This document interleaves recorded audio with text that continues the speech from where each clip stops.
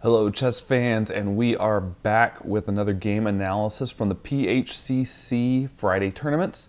If you're not familiar with this, every first, third, and fifth Friday I have a chess club that we've been doing online chess lessons through YouTube, and we've been doing ChessKid tournaments afterwards on every first, third, and fifth Friday when we would normally meet. But you know, with all the pandemic stuff, we've done everything virtual for a while, and I thought it'd be fun to analyze some of the top games from these tournaments. So we have done 3 of these videos so far, and really excited about this one because for our 4th video we have 2 people that we have not seen in one of these videos previously. We have RedHonestOrc with the white pieces and ArcherofChess with the black pieces. Okay, so in all the previous videos we've seen Montana Drew or A1 PHCC in each of the previous videos. A1 PHCC was not participating in this tournament. Montana Drew did participate, and he finished tied for 2nd with ArcherofChess. However, Montana Drew's only loss came to ArcherofChess. ArcherofChess and RedHonestOrc both had a perfect score going into the last round where they faced each other, and it was a very exciting game. It was, I've been struggling with what to call this video just because it was, there's just an incredible attack that comes in that just kind of overwhelms one side. And what's fascinating is we're not going to see the rooks get involved in this game. The game goes too fast. It's almost all pawns and bishops. So maybe we'll call it diagonal danger or something like that because this is all attacks with diagonally attacking pieces. So going into this, their ChessKid ratings for RedHonestOrc was 1539 and ArcherofChess was 1524. So pretty evenly matched here. RedHonestOrc has been, both of these players, RedHonestOrc and ArcherofChess, have both they have really taken off with their chess skills. Really excited about them. They've become very strong very quickly, and so I've been really hoping to see these two in one of these videos, and so it was really cool for this tournament to see them come out 1st and 2nd place. So with that, let's see who won. Who got 1st place? Who got 2nd place? All right, so the game starts with e4, e5. That looks standard. So then we have knight f3, knight c6, followed by d4, the Scotch opening. Now it was fun. One of the chess lesson that we had before this tournament was for very, very basic stuff on the Scotch opening. You can find that video on my YouTube channel as well. But we didn't go very deep into it, just some really basic ideas to give them just a new opening that they could play around with. And so I saw a lot of games that use the Scotch in this tournament. So we have e takes d4 and knight takes d4. The next move was not one we had looked at in the video, but this is absolutely fine. This is knight f6, knight c3, and we have the 4 knights variation, or the 4 knights game Scotch variation, so, something like that. It kind of transposes between a couple of different versions. And then we have bishop to b4. Interesting because in the video that we did before this, we had bishop c5 as opposed to the 2 knights coming out. But one of the opening possibilities for the Scotch is actually coming in here and playing bishop b4 to kind of bait the move c3 to block off that square for the knight. So it can't go there. But instead we have the 2 knights come out and then bishop b4. We get some piece exchanges here. This was so right here we do have the attack on the queen. Black responds to that. Instead of recapturing the knight right away, captures white's knight with check, forcing white to respond. White recaptures with the with the b pawn, and black also recaptures the knight with the b pawn. So we've got some weird pawn structure going on. We both sides have double pawns on the c file, but everything is pretty standard so far. No real advantage yet in the game. Then we get some development of the bishop, the light squared bishop going to d3. And black pushes d6 to make some room for the light squared bishop on their side. And then we get castle. It's a real standard opening stuff. Everything's looking good. We have the centralization of the rook to e1 for white. And then we get this move bishop to g4, attacking the queen while being protected by the knight. And the queen slides out of the way to d2.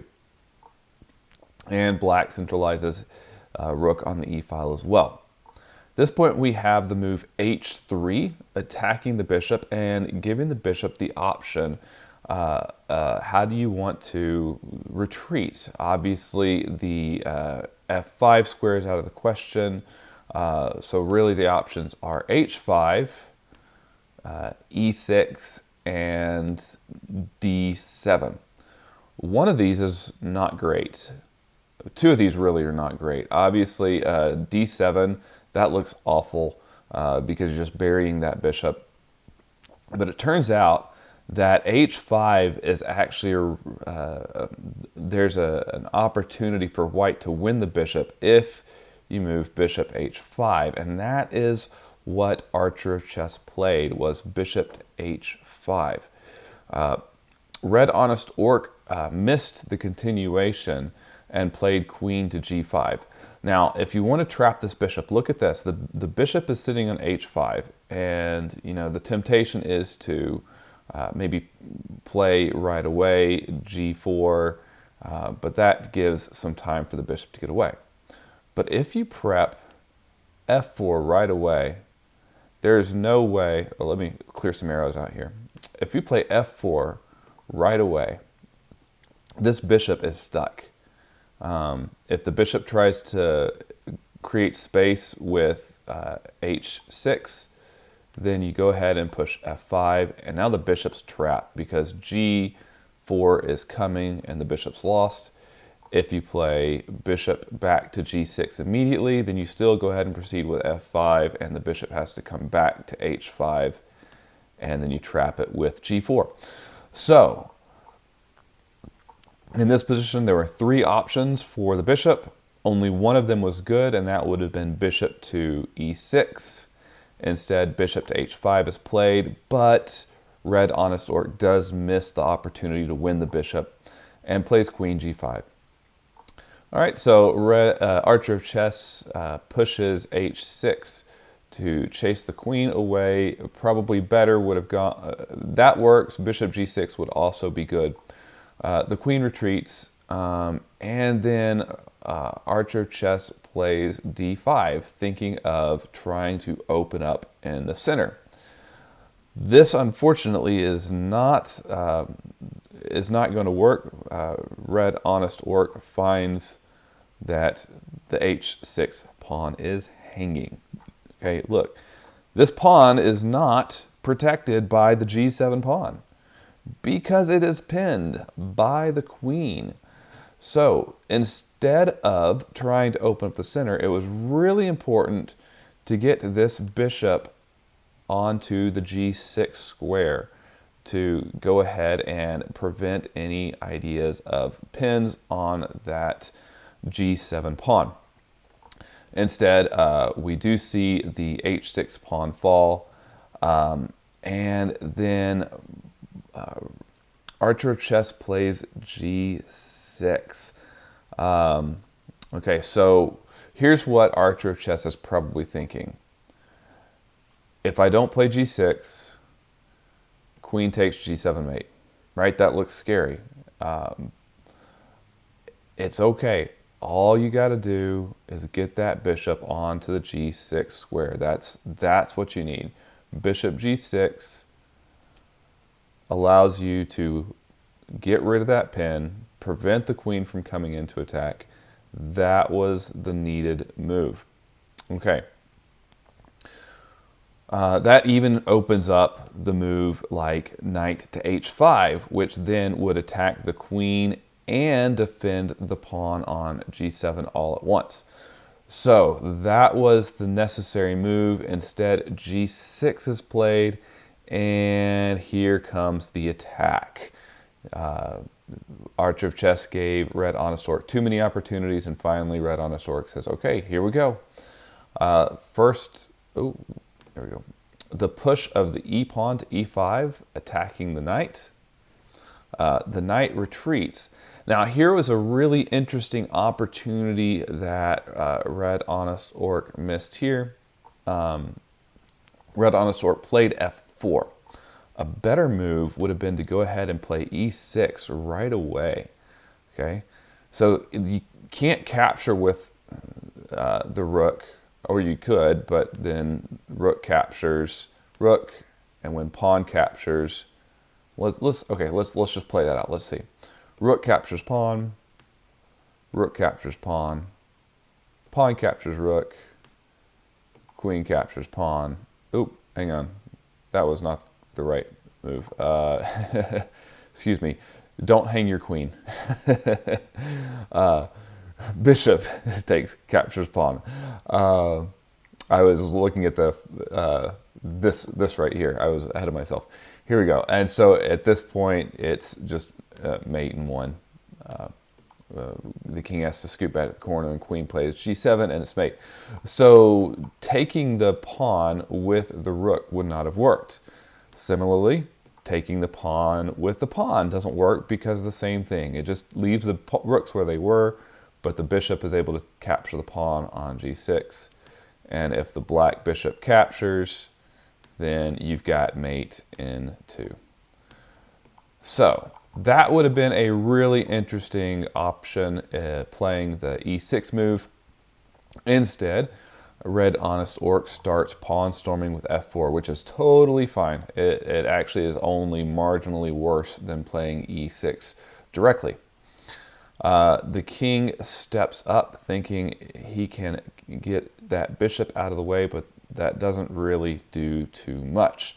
The pawn, interestingly, the g6 pawn is still pinned.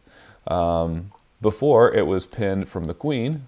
It was pinned from the queen, and after it moves, it is pinned by the light squared bishop.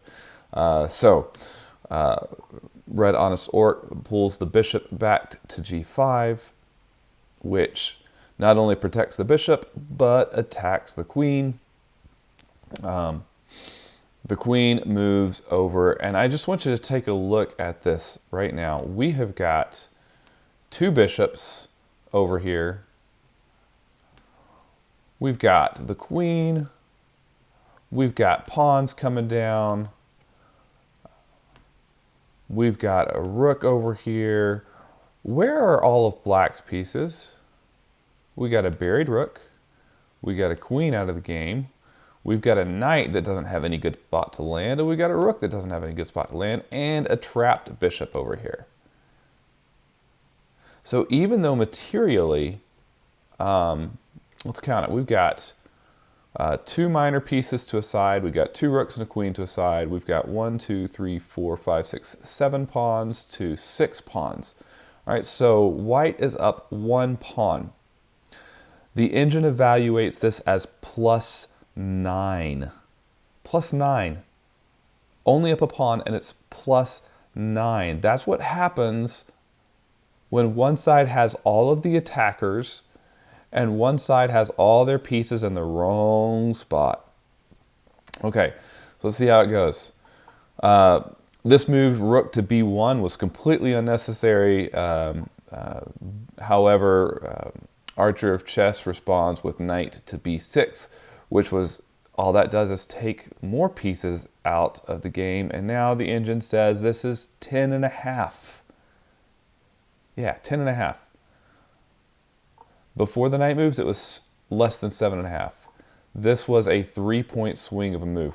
What needed to happen was the queen needed to get back to where it could get along one of the diagonals and get into the game.